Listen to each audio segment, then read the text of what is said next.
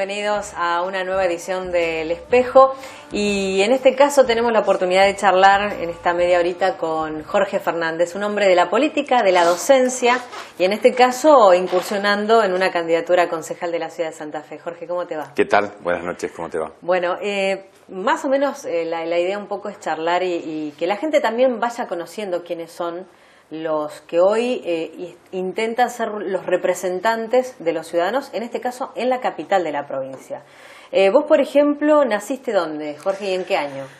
Nací en la ciudad de Santa Fe, el domingo, el 7 de junio cumplo años, en Obispo Clavel entre 9 de julio y San Jerónimo. No, perdón, nací en calle 1 de Mayo al 28. Ajá. Al 28. Viví allí hasta el año y 7 meses. Tengo mi primer recuerdo en los test, hay era una casa, después vive un doctor Basail, o vive, una casa de esas llamadas tipo chorizo, donde había un patio y una galería, y el primer recuerdo que yo tengo de mi existencia debe haber sido un domingo, mis padres trabajaban, o un sábado, están mis padres y yo estoy jugando abajo. Después, bueno, no tengo idea de la mudanza, te reitero, me mudé a ver porque era el 29 de julio y San Jerónimo hasta los 2 años, y después empiezo ya a ver o a recordar los amigos del barrio. Después la escuela, que era la escuela Paso, que estaba... O sea que general de la infancia fue en una zona céntrica. Sí, en el centro. En el centro, después cuando me casé fui a Francia, entre Suipacha y Crespo. Tuve un año en Pedro Ferrer 2830 y después volví a Obispo Claver en el año 79, donde vivo ahora, Obispo Claver y Saavedra. Así que digamos que siempre ¿Y familia numerosa? Familia numerosa, no. Mis padres son hijos de inmigrantes, 7 y 6 hermanos. Nosotros, mi hermana y yo, mi familia con mi señora, 4 varones, 3 nietos, una nietita, los 4 hijos varones, 3 casados, una nieta, 2 nietos y un cuarto que viene en camino. Todos viviendo en la ciudad de Santa Fe. Todos de unión. Todos de unión. Todos viviendo en la ciudad de Santa Fe. Todos viviendo acá, todos se fueron por motivo de actividades deportivas y de estudios afuera, todos son medio mamengue, todos volvieron. Y en el caso de tus padres, ¿trabajaban? ¿De qué trabajaban? Mis padres son fruto de lo mejor de la Argentina. Es decir, mis padres, mis abuelos inmigrantes, siempre le cuento a mis alumnos, digamos, mi abuelo materno. Mi abuelo paterno viene de alguna zona de España, mi bisabuelo viene, perdón, de una zona minera y es comerciante acá. Mi papá es profesional. Y todos mis tíos, bueno, mi papá es el único de los 6 hermanos que es profesional, que va a la universidad. Mi familia materna, mi abuelo llega a los 13 años buscando a su padre. Venía escapando de la miseria, la mandó mi bisabuela. Lo encuentra como zapatero en Brinkmann, como ayudante de zapatero. Y bueno, él empieza como ayudante, como aprendiz de zapatero, se casa con la hija de una familia de inmigrante, un poquito mejor, de colonia al lado del departamento castellano, muy ligado ellos, los varones a la iglesia, los mandaban al seminario, algunos fue incluso obispo adjutor de Santa Fe. Forman una familia en Brinkmann, tienen 7 hijos y 2 sueños, el de mi abuelo. Abuelos que yo no conocía, porque habían muerto todos. Uno era volver a su pueblo, y el segundo es que alguno de sus hijos fuera a la enseñanza media. Entonces, mis 6 tíos, ninguno estudió, todos trabajaban en la panadería para que mi mamá pudiera estudiar. Mi mamá se vino a estudiar a Santa Fe, hizo la primaria en Santa Fe, la secundaria en Santa Fe, justo se abrió un anexo de la Facultad de Ciencia Económica que estaba en Rosario acá, así que mi mamá es primer camada de contadora pública. ¿Por qué digo de lo mejor de la Argentina? No porque mi mamá sea mejor que mis tías, ni mucho menos, sino porque siempre le digo a los alumnos que si mi bisabuelo hubiera ido a Bolivia, mi abuelo hubiera sido obrero minero. Claro. Mi abuelo hubiera sido obrero minero, mi mamá se hubiera casado con un obrero minero, yo sería obrero minero. No es que por eso sea menos, no hubiera podido elegir. Entonces, eso es fruto de lo mejor de la Argentina, en el sentido de movilidad social ascendente por el trabajo y la capacitación. Lo mejor del modelo liberal del siglo XIX con la Escuela Pública de Sarmiento, que posibilitó esto, lo mejor del radicalismo irigoyenista, que lo posibilitó mediante la reforma universitaria y la incorporación de los sectores medios de la vida política, lo mejor del peronismo. Porque en definitiva, más allá de la lectura que vos o el televidente pueda tener del peronismo, ese peronismo 46-55 es la idea del hombre de trabajo y de la educación técnica. Bueno, así digamos, en el imaginario popular quedó eso. Quedó, ¿no? Eso. Fundamentalmente cuando se rescata lo positivo, creo que es esa parte, es eso de que los que faltaban también se subieron al tren por el mismo sistema, trabajo y capacitación, el esfuerzo de capacitación técnica. Te cuento una anécdota, siendo ministro de Educación voy a Alemania Oriental, el único viaje que hice me tocó a Alemania Oriental cuando caía, Feria de Leipzig. Yo presidía los ministros de Educación del peronismo y fue una delegación de Córdoba porque estaba la elección Menem-Angelos, país desarrollado, decían, el que preside los ministros de Educación provincial va a ser gobierno, va a ser el ministro. Si ganaba Angelos se suponía que iba a ser la ministra de Córdoba. Entonces en algún momento nos muestran el sistema técnico, que era un sistema dual, relacionado el sistema técnico con el sistema empresarial.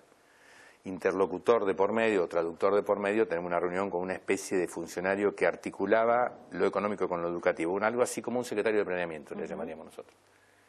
Entonces yo le elogio el sistema y se ríe. Digo, me habrán traducido mal. La ministra de Educación de Córdoba me dice, lo han entendido mal. Digo, no, bueno, le vuelvo a repetir, otra vez se ríe. Entonces le pregunto al traductor, ¿qué pasó? ¿Qué es lo que está pasando? Y me contesta, ¿sabe dónde yo aprendí este sistema? En la Argentina, de su partido, cuando fui agregado cultural de la Embajada Alemana. ¿Y cómo se sintió en ese momento? Me sentí orgulloso y al mismo tiempo... Y al mismo tiempo yo venía estaba de ministro y la verdad que me dolía profundamente. Porque si hay algo que me dolía era lo que no podía o no sabía hacer. No es que no quería.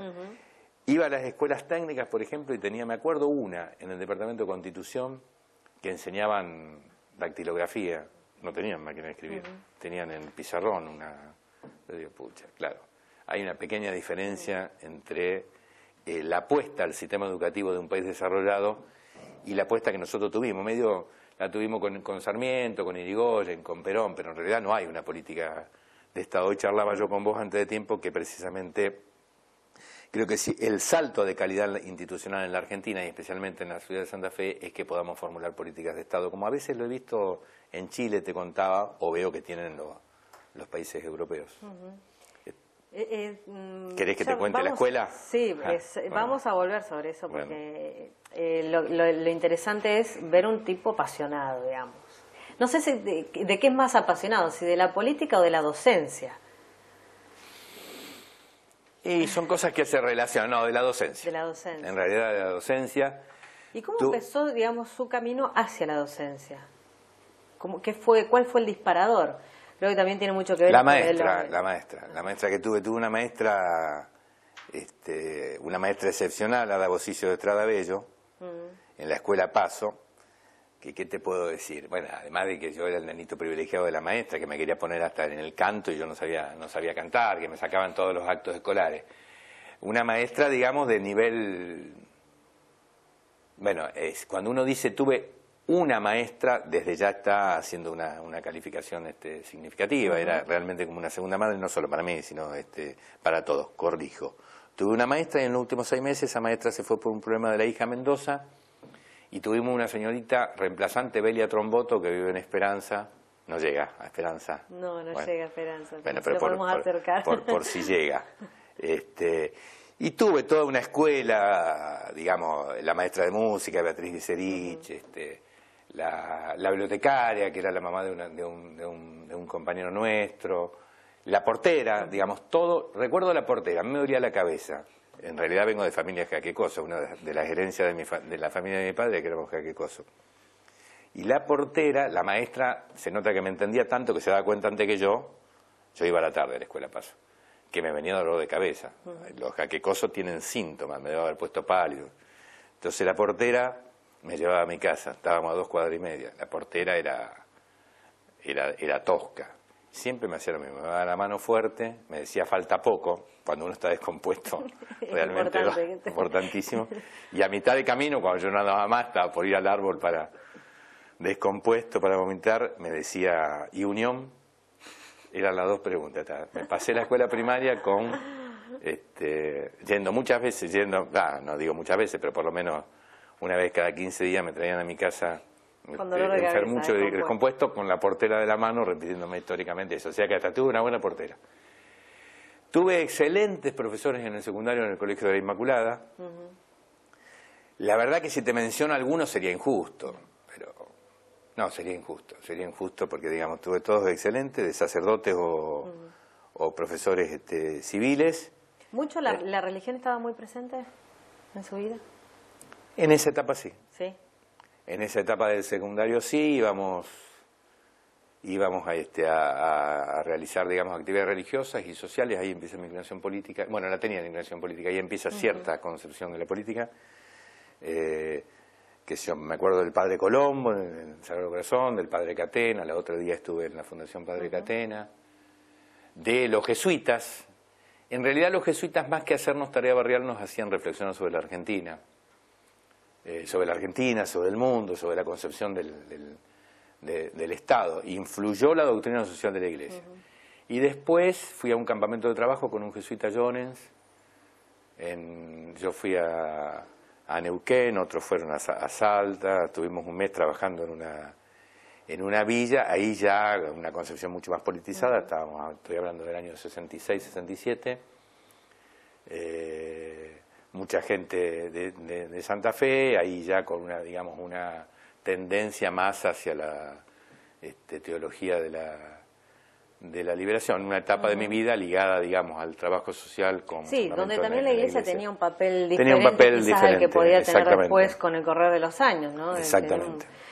Jorge, le propongo hacer una pausa, sí, ¿cómo no? Y seguimos en unos minutos nada más, aquí en El Espejo.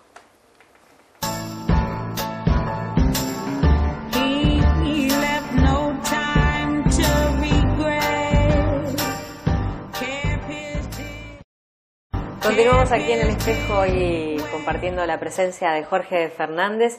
Jorge, ya en esta parte un poco hablando de política, porque te gusta también la política. Por supuesto. Se te nota un tipo apasionado, pero además con la habilidad de poder ser autocrítico. Y de ver, bueno, lo positivo y lo negativo de distintos partidos en distintos momentos de la historia, ¿no? Eso obviamente también tiene que ver eso sí, eso te cuesta, ¿no? Eso, por supuesto, el hecho de que uno tenga que... de hacer una mirada desapasionada. De hacer una mirada desapasionada. Pero también ponerla en la pasión cuando es necesario, ¿no? Y creo que en este momento te está tocando, ¿no? Yo la pasión, ¿sabes dónde la pongo? En eso que te digo, en el hecho de que la historia universal demuestra que en realidad los países que crecen tienen una política a largo plazo de capacitación y de trabajo para todos, no para una parte. Y que acá está lo mejor de la Argentina. Si uno quiere mirar negativamente, puede haber mil cosas en cualquiera de estos, pero el tren pasaba para todos. Yo creo que esa Argentina se empieza a terminar en el 76 o en el 75, tengo que ser, ya que me calificás buenamente por el sentido autocrítico, te digo que en realidad empieza en el 75 con el Rodrigazo. Una Argentina donde, te puedo contar algo que escuché en el 2002. En el 2002 me invitaban a dar un conjunto de charlas de golpe porque en alguna medida, en clase o en las pocas charlas que pude dar en la década del 90, tenía una mirada crítica respecto al modelo. Y yo la verdad que no sabía qué decir. O mejor dicho, podía explicar las falencias del modelo. Y vino un día un jesuita, Genevieve Calvet, que a mí me lo daban en el secundario, creo que era una persona que estaba muerta. Venía a Paraná. Y lo fui a escuchar a una conferencia en Paraná, después vino 2 o 3 veces a la Católica. Y él ponía, digamos, una metáfora espectacular. Decía que lo que él le había gustado, no venía de la Argentina del 74, que lo que le había agradado de la Argentina, que la Argentina era un país que tenía estaciones en todos los lugares y que el tren paraba en todos lados y que la gente se subía al tren. Y que cuando alguien no se podía subir al tren siempre había una mano solidaria que lo invitaba a subir. Que ahora había venido a la Argentina y se encontraba con que el tren, con que las estaciones se habían levantado, muchas estaciones se habían levantado, que el tren en las pocas estaciones que estaban abiertas no paraba, o si paraba no levantaba a nadie, y que la gente estaba fuera de la estación pisándose, habiendo perdido el sentido de la solidaridad. Estaba relatando las consecuencias de un proceso que se inicia en el 76 y termina en el 2001, 2002. No me acuerdo por qué exactamente vinimos a esto. Lo que te quería decir es esto. Sí. Esto para mí es lo mejor de la Argentina, que la Argentina tenía, y lo peor. De las oportunidades. La Argentina que... La Argentina que se generó con diferencias ideológicas en base a la posibilidad de que todos subiéramos al tren, y dentro del tren poder ascender. Esa Argentina es la que yo creo que se empieza a reconstruir en el 2003, mucho más allá de que por ahí el que la conduce te pega sacudones, de que a veces hay algunos que no quieren que el tren avance, de que adentro del tren legítimamente, yo creo que por allí uno no tiene que leer con sentido crítico de que alguien quiera estar mejor cuando está dentro del tren, tiene todo el derecho del mundo, está dentro del tren y quiere estar mejor. Y por ahí el gobierno nacional se enoja de que proteste. Bueno, pero así es la realidad, uno siempre quiere mejorar. Ahora, lo que veo es que tenemos la posibilidad de mejorando en el sentido no con cimbronazo o crispando a la gente, y mejorando algunas políticas sectoriales de que el tren siga creciendo y que dentro del tren podamos ir ascendiendo, no con la velocidad que uno quisiera, especialmente para aquel que se sube al último vagón del tren, que es un tren sin comodidades, o tenemos la posibilidad, y no tengo una visión apocalíptica, pero tenemos la posibilidad de pararlo al tren de vuelta. Y si lo paramos, me parece que nos empezamos a bajar de vuelta, que primero se van a bajar los sectores que se quedan sin trabajo como consecuencia de la pérdida del mercado interno, de la crisis internacional, o de que no aceptamos las medidas económicas, después van a venir políticas de ajuste. Con esto no pretendo que se vote por A, sino que lo que digo es que el que tenga que votar razone. Llevándolo a la diaria y a lo cotidiano del vecino que vive en la ciudad de Santa Fe, digamos, ¿cómo se hace para que este tren pueda ir incorporando más pasajeros, ¿no? Porque también... ¿En la ciudad? Sí, en la ciudad de Santa Fe, que ha vivido un desmembramiento grande en materia de pobreza, inundaciones de por medio... Inseguridad, es decir, una sociedad dos sociedades en una sola. Dos sociedades en una sola. La realidad de Santa Fe es digna de análisis de los sociólogos, ¿no? Sí, indiscutiblemente sí, porque además capital provincial, no estamos hablando de... Yo te decía... o creo que conversaba en alguna otra oportunidad con vos, de la experiencia que tengo de interventor en Rafaela en el año 91, donde lo que visualicé es que Rafaela tenía, mucho más allá de las diferencias sociales o diferencias económicas, había una visión de la dirigencia política y del conjunto de la sociedad, por eso la tenía en alguna medida la dirigencia, o bien la dirigencia se la trasladaba a la ciudad, la idea de una unidad. Y que nosotros, a lo mejor por un proceso de nuestra conformación histórica, tenemos más bien la idea de que hay una Santa Fe histórica, tradicional, que aparecería como lo primero, es primera en el tiempo, pero que sigue apareciendo como lo primero, donde está el patriciado, donde están las instituciones más importantes, los medios de comunicación más importantes, las instituciones educativas más importantes, donde más allá del color político parece como si al resto lo viéramos como el resto, no como que es una sola unidad. Y me parece que es la hora de que Santa Fe pegue un salto desde ese punto de vista, de que las dirigencias políticas y las dirigencias sociales y ustedes como representantes de los medios de comunicación que trasladan la opinión de la gente, empecemos a ver una unidad.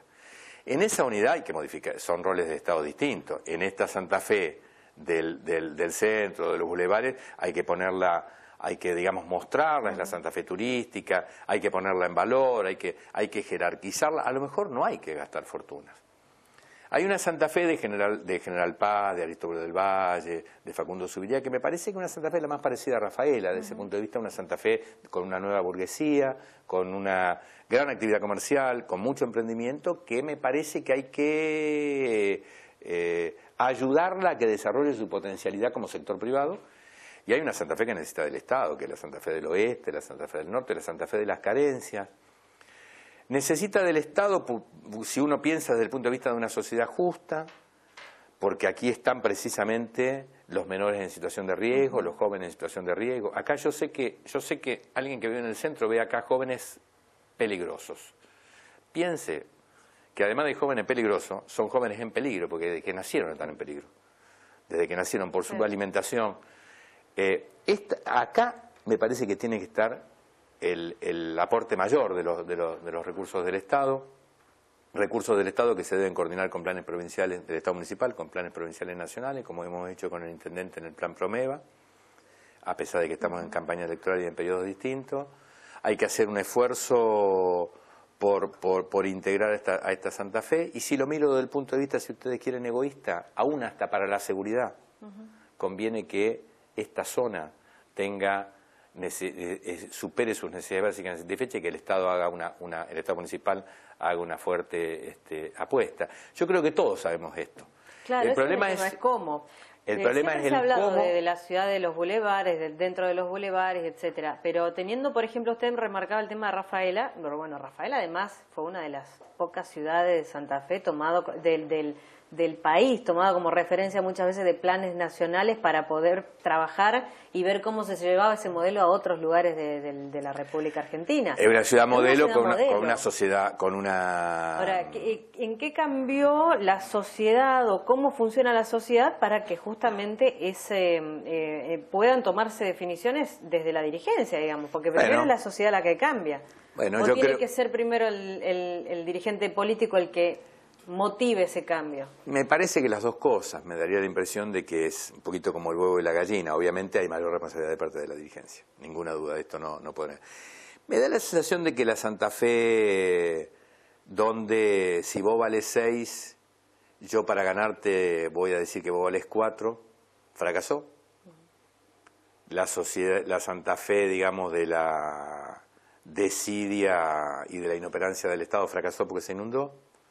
La sociedad de Santa Fe, donde aquel que era próspero siempre estaba acusado de alguien, fracasó, porque tuvimos un índice, o tenemos un índice de pobreza inmenso, tenemos índices delictivos terribles, y que hay un espíritu nuevo, no sé si partió en el 2001, en el 2003, o se fue gestando con motivo de la crisis. Las crisis ayudan, o nos produce envidia Rosario, por lo que sea.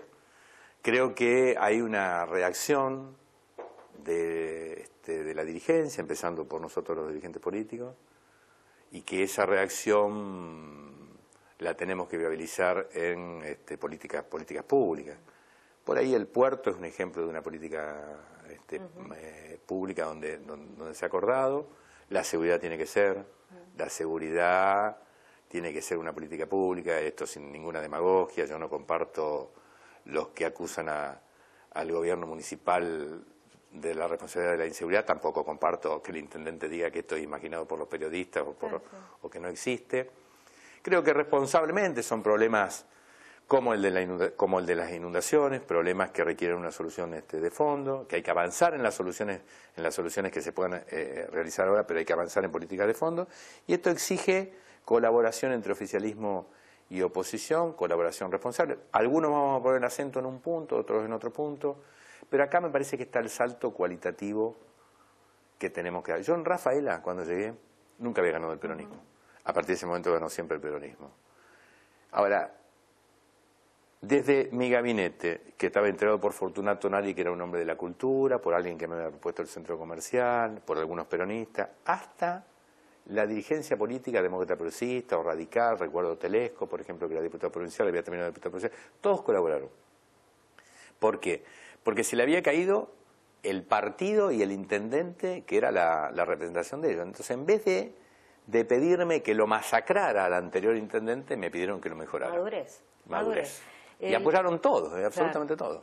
Lo último ya para despedirnos, y brevemente porque no tenemos mucho tiempo, pero usted fue ministro de Educación, un hombre de la docencia. Si tuviera la posibilidad de modificar la currícula hoy por hoy de las escuelas en la ciudad de Santa Fe, en la provincia de Santa Fe, ¿qué es lo que modifica? Doble escolaridad. Que es lo que proponíamos en la campaña el del 2007, doble escolaridad porque en las zonas carenciadas los hijos de los trabajadores o de los desocupados no tienen ni informática, ni la posibilidad de ir a danza, ni a música, ni a teatro. Y acá, y no tienen contención en el seno familiar. Doble escolaridad, especialmente en esas zonas. Lo está haciendo Provincia de Buenos Aires, lo está haciendo Mendoza. Yo diría que es cierto que esto significa una erogación mayor porque hay que poner toda una infraestructura.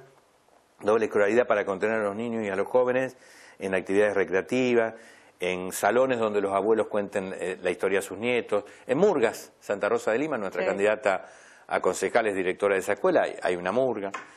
Doble escolaridad en los hijos de los sectores medios, porque el papá y la mamá están trabajando y están a lo mejor mucho tiempo ante una computadora, o el padre y la madre no pueden estar permanentemente llevando doble escolaridad, porque este es el modelo exitoso en Europa, no como nueva pedagogía, sino porque en definitiva la escuela fue, es y sigue siendo un elemento que está bien considerado por la opinión pública. O sea que el padre deposita con confianza, porque la sociedad actual o tiene mamá y no tiene papá, o la mamá no puede atenderlos, o la mamá y el papá tienen trabajo pero están permanentemente ocupados y están compitiendo o mejorando en su profesión. Y esto exige un proceso de contención que no lo da la computadora, solo el niño ante la computadora, ni siempre están en condiciones los padres de mandar permanentemente a sus hijos a otras actividades. La doble escolaridad y la educación técnica.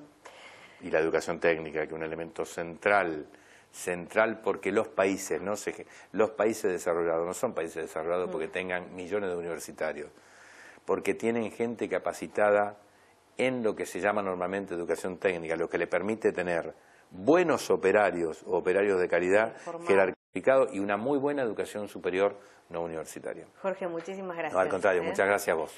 Nos despedimos hasta la semana que viene.